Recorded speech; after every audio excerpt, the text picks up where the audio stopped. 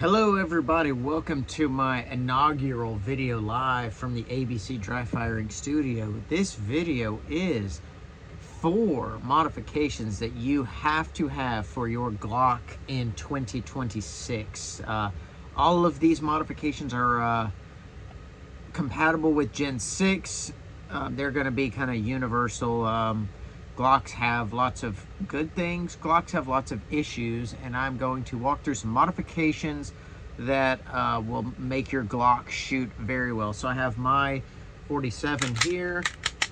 It is unloaded and I have no magazine in there. It is safe to handle. So I absolutely love the Glock 47. I have 2 of them. I don't own a Gen 6 because I love the 47 so much. And I'm going to talk about some modifications I've done that I think really put it over the top. So without further ado, number 1 is, so if you notice here, there is too much finish on the slide of these guns.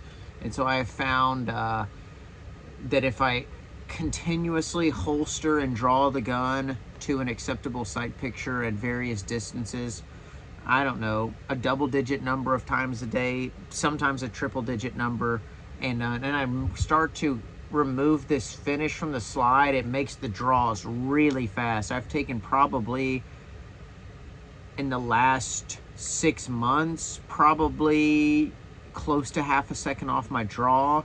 Like I shot today and I was at 3 yards in the like 0.6 to 0.65. At 7, I was in the 0.7 to 0.8s. Whereas 6 months ago, I would have been, probably a 1.2 maybe. So, number 1 thing, gotta remove some of that slide finish. It's too much. It's too much slide finish. So then the second one, I'm actually gonna take the gun apart, check and make sure it's clear again, because you gotta pull the trigger to take these guns apart. Number 2 is this gun actually has a performance trigger, but you can do this even if you don't have a performance trigger.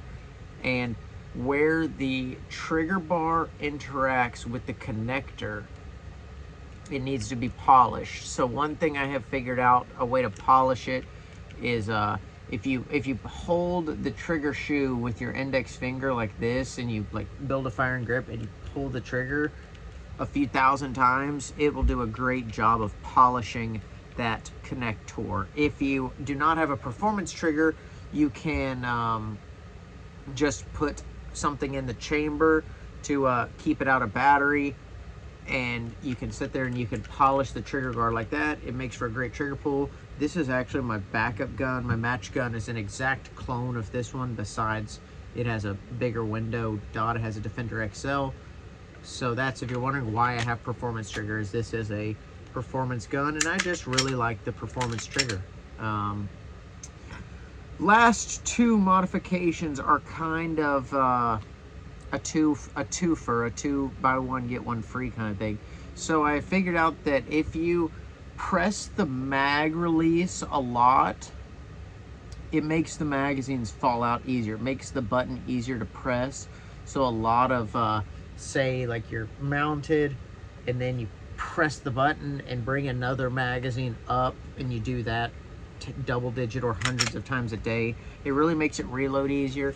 And then if you scratch up the mag well, that also I have the brass plug in here, but if you scratch up the mag well, that also makes your reloads really fast, in combination with reducing the weight of the magazine spring by pressing it a lot. So to conclude, those are the modifications you need to do to your Glock in 26. You need to remove some of the slide finish. It's just too thick. You just need to holster the gun and draw it a lot.